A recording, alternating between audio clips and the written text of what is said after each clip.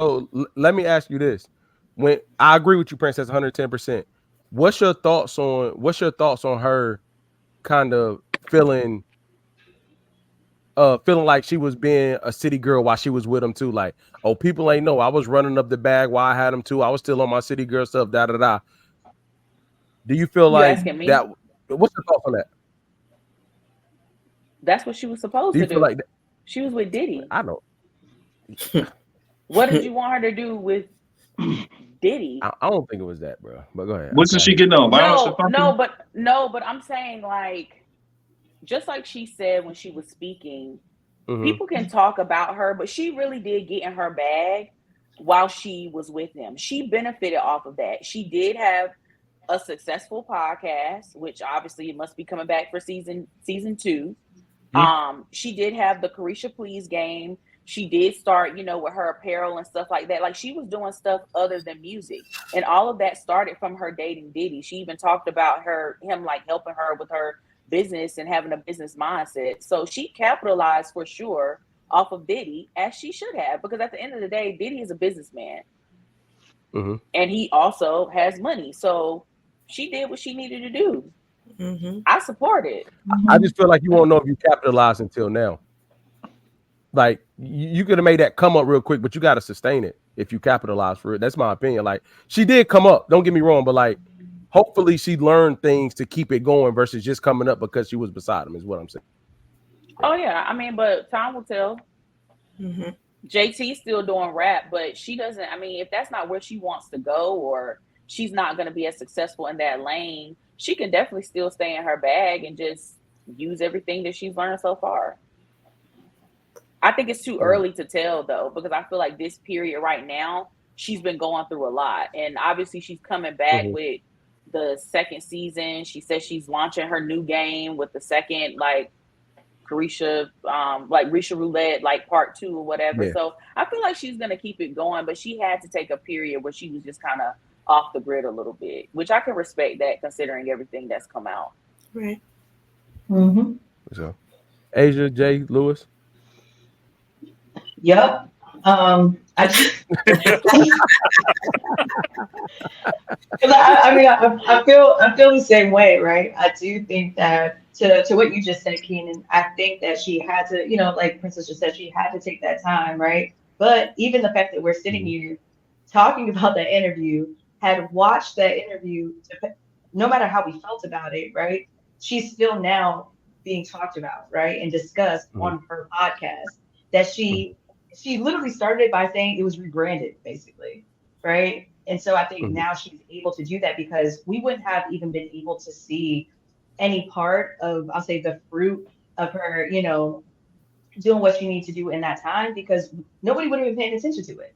There was literally way too much going on. And now she might feel like, okay, the smoke is clear a little bit. Now I can actually talk in some capacity about this, which is why I think she was still like tiptoeing around certain things because Mm-hmm. she Mhm. does not want it to impact her future business decisions or future business things that she already has lined up.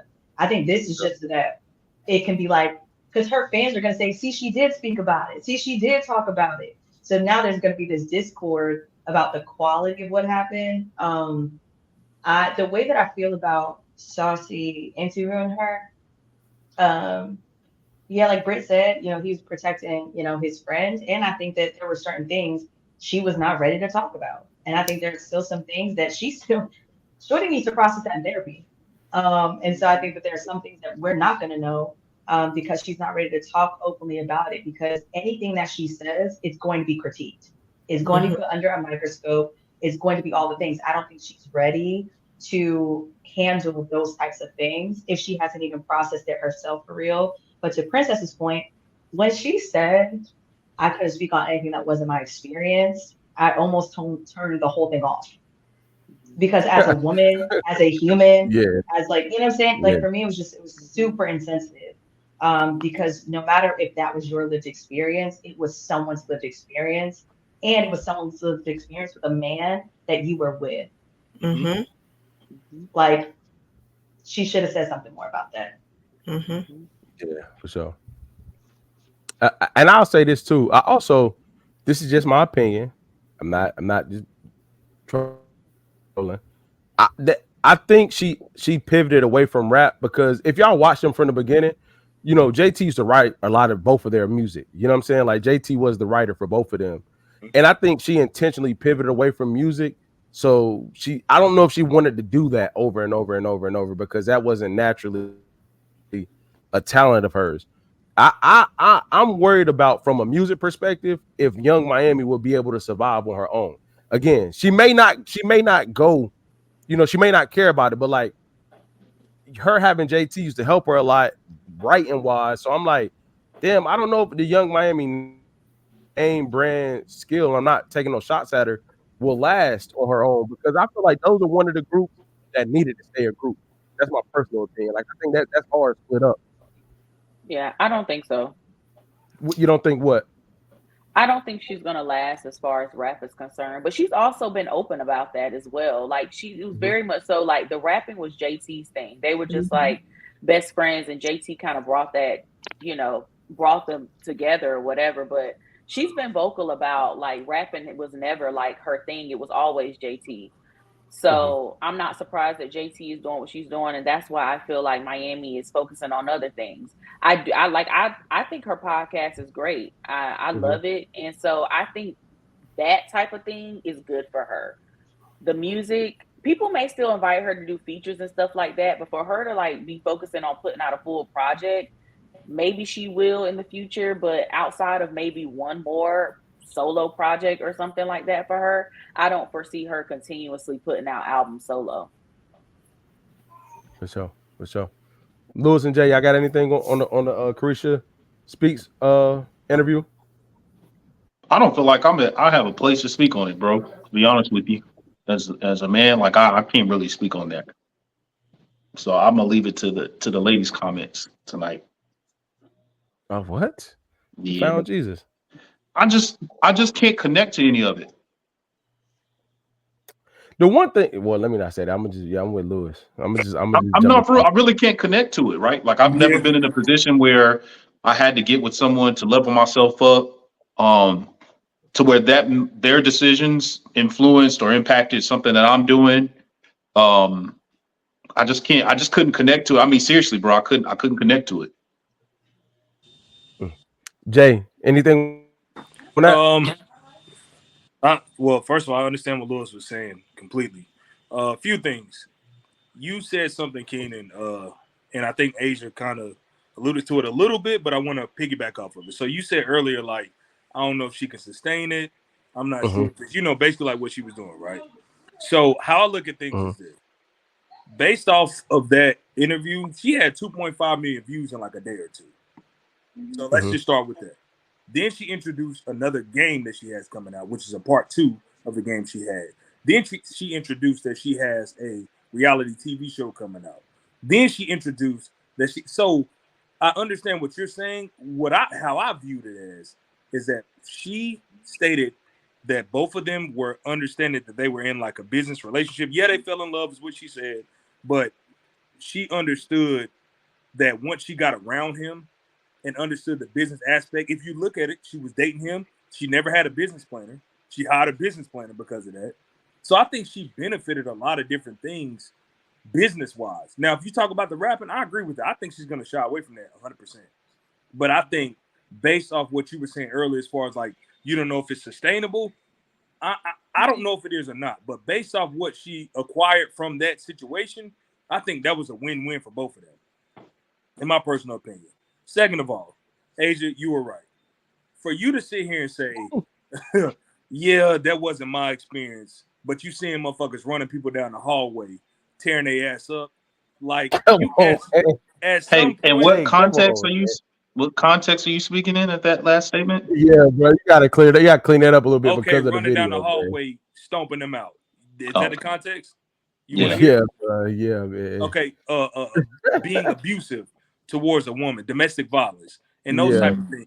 Yes, you may have not experienced that, but like you said, you cannot sit here and just throw away the experiences that these women have had, right? And I think that should have been talked about more. To add to Princess's point, I think Jason Lee would have been a great host. Yeah, I do agree with that. Would have been left so quick, messy. boy. He's very, very messy.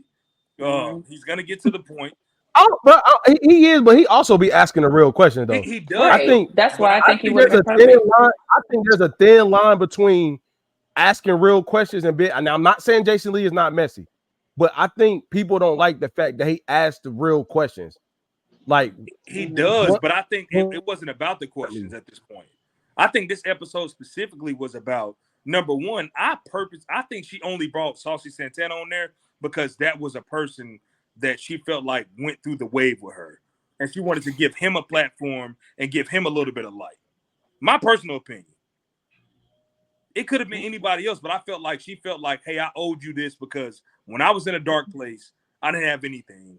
You were there. So let me give you this platform to get your, whatever ratings, whatever it is. That's my personal opinion. I got you. Yeah, I go ahead, Princess. No, y'all want to know who I really wish would have interviewed her? Who? Shannon Sharp. Wendy Williams. She would have Hey, I ain't lit gonna that ass up. For real?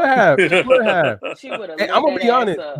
Wendy Because I really rock with what Lewis said, I'm standing back on a lot of like so me and Jay had the conversation earlier. I want to ask y'all remember the part where she was like, she was speaking about like nobody checked on me, it was so hard, this, that, and the third. Mm-hmm. What's y'all thoughts on your close friends or friends or whatever checking on you, like making yourself available to be checked on versus should people know when to check on you? And we're talking about her, but I'm asking in a general. Does that make sense? What I'm asking? Mm-hmm. Like, what's y'all thoughts on that balance? Like, you hear people say, like, nobody checked on me, it was hard, like nobody called. Like, that gets so tricky to me. And I'm not saying it again, whatever. But like, nobody called. But it's like, well, I can add to that real quick, people not to cut you off.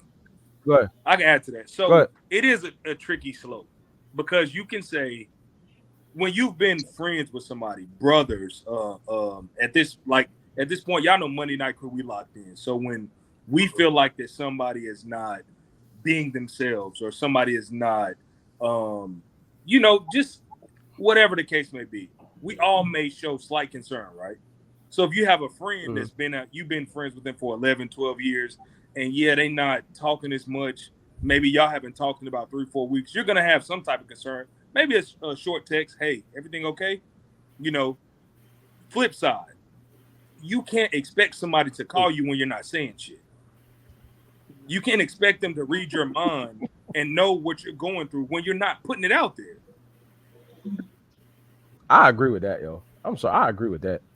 Like, I have a hard time with people acting like they can't.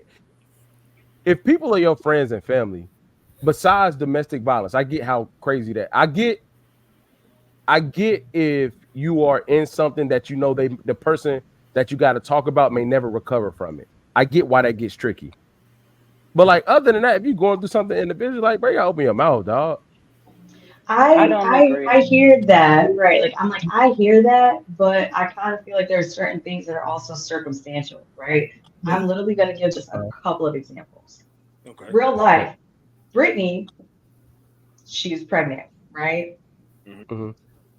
She didn't have to say she was having a good day, bad day, or not. Because I know that she's pregnant, I'm checking on my friend. She doesn't have to then say, oh, it's been a hard pregnancy. I'm checking on my friend. If I notice someone, let's say, is like even with Carisha, like just knowing, like if I'm her friend, if I just see that she's in the news or I'm reading the comments, she doesn't have to come and tell me it's been hard. I can't believe it. I'm checking on my friend. Circumstances is telling me this is something. It's a circumstantial thing. I'm checking on my friend. Well, one of my friends, I'm checking on. I don't disagree.